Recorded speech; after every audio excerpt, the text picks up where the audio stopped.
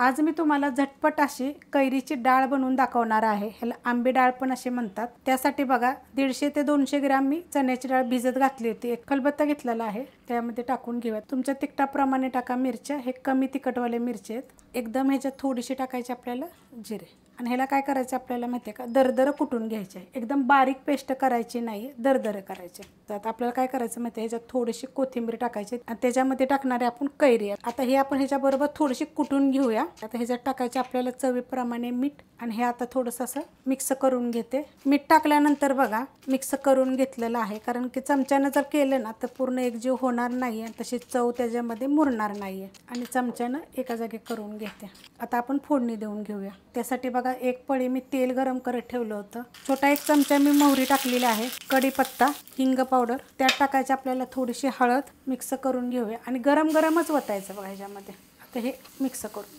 मस्त असं बघा मी फोडणी दिल्यानंतर मिक्स करून घेतलेलं आहे, एकदम मस्त अशी झालेलं आहे।